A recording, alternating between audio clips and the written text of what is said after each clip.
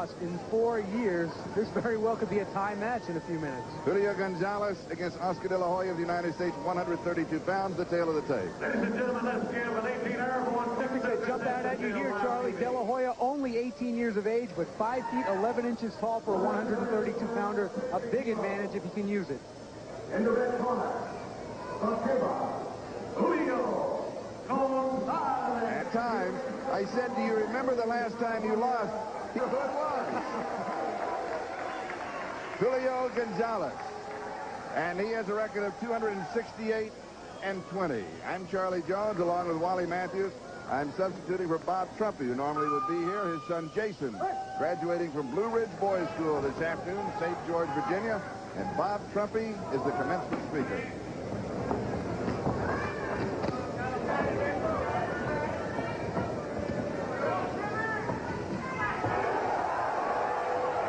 There you saw an effective left hook. De La Hoya trains with professionals and fights like a professional, which does not always work that well in amateur boxing because of the scoring methods. But you notice that when he lands, there's a big effect. De La Hoya, Garfield High School, that's East Los Angeles. Looks forward to a career as a professional boxer. Also wants to be an architect and to design homes.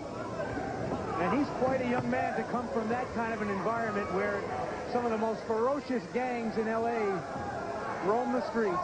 And he credits his father as a shipping and receiving clerk for an air conditioning company with keeping him away from all of the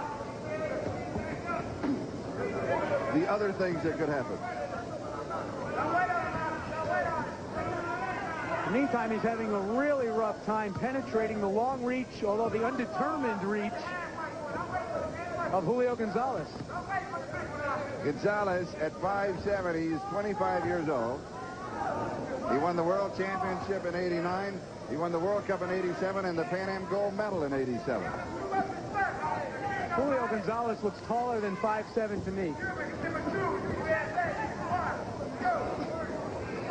Maybe that's part of the strategy, too, to tell us he's 5'7" when he's really 6'2".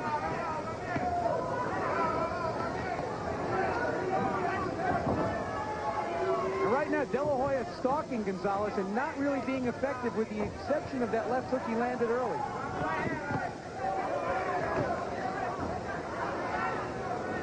De La Hoya, the U.S. champion this year and the champion last year at 125 pounds. Gold medalist in the Goodwill Games at 125. But for all De La Hoya's credentials, we have to remember he is an 18-year-old fighting a 25-year-old man, and that can make a difference.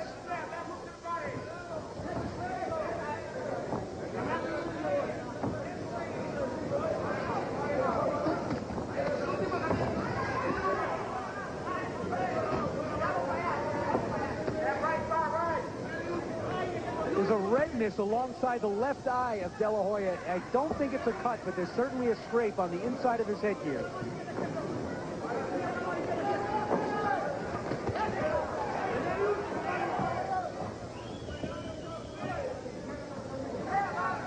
And we come to the end of round one.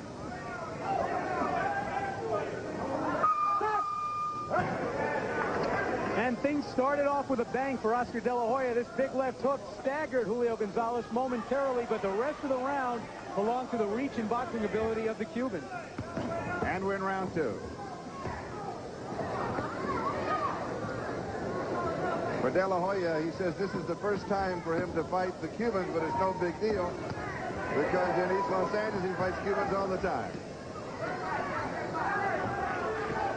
I bet not too many of them can fight like González. That's right. And now you notice that De La Hoya is starting to work the body a bit. This is more of his fight. He has to realize that he's got to slow González down a bit. And González is the archetype of the Cuban boxer in my mind, Charlie. Tall, lanky, apparently lightly built for the weight, which allows them to move in and out easily. And I'll tell you what, they grow into the bigger weight classes very gracefully. And the most famous of Cuban boxers ever is right here, and he's at ringside. Teofilo Stevenson, of course, with the 3 gold medals. Talked to him yesterday And I asked him about, he's 39. I said, you know, you can still turn professional in the United States as a heavyweight. He said it would take 2 years. I'd have to fight 4 rounds, 6 rounds, 8 rounds, 10 rounds. And he kind of smiled and shook his head like, no, he wasn't interested. And I said, probably make $25 million. And the smile got bigger, but I don't think he's really interested. Well, you know, he turned down a $5 million offer about 12 years ago to fight Muhammad Ali. So he was a man of principles then. I don't know if $25 million will compromise your principles, but I believe him when he says he's not going to come out. Stevenson also told me he felt that 5 of the Cubans here could win a gold medal in Barcelona. That's strong a team. That would be quite a accomplishment for the Cubans. The team has not competed in the Olympics since 1976.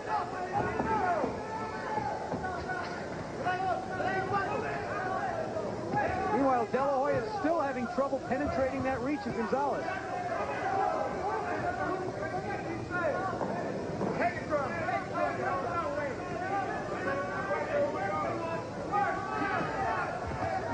And you can see right there the way González was able to push De La Hoya back a step or two in the jab. When De La Hoya came back to counter, the Cuban was out of range.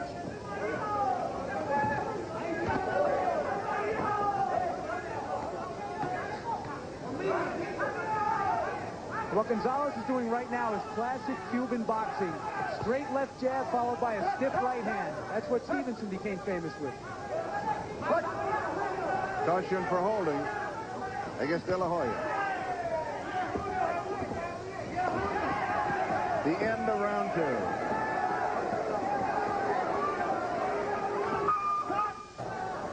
£132, round 3, Oscar De La Hoya and Julio González of Cuba.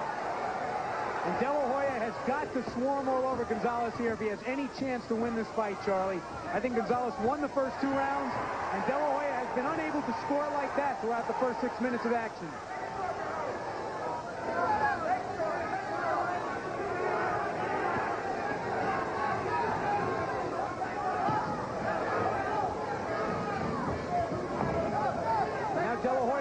Up on that left hand, hoping to hurt González with one punch so that he can leap in with a flourish.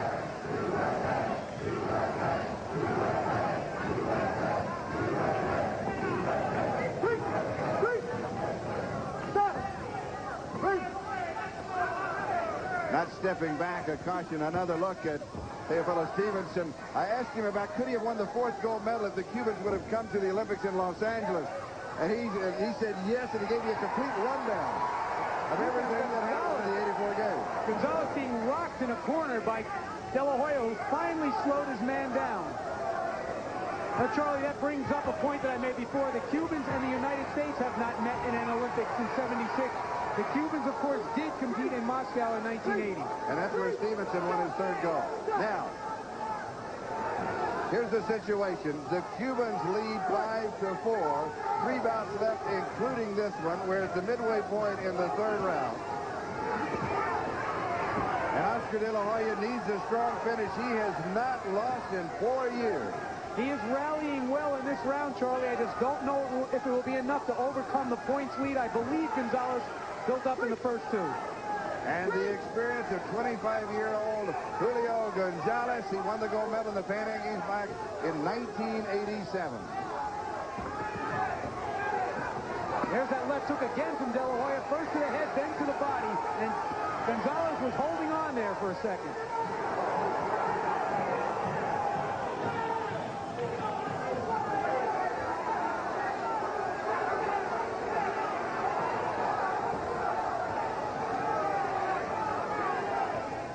González now wisely staying away. He realizes that he is most likely ahead on the scorecards, and he has been stung in this round. He does not want to get careless.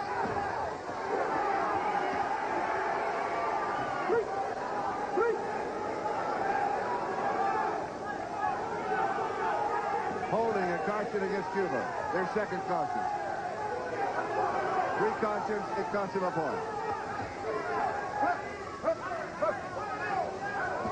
Ducking low. Caution. United States.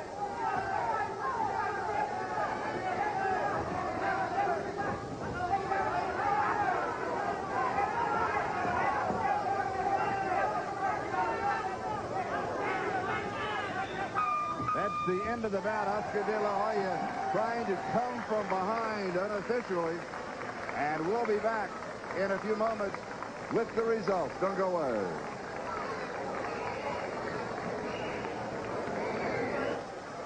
We're back now for the decision 132-pound division. Ladies and gentlemen, we have a 2-1 split decision. The winner in the blue corner, Oscar de la Hoya.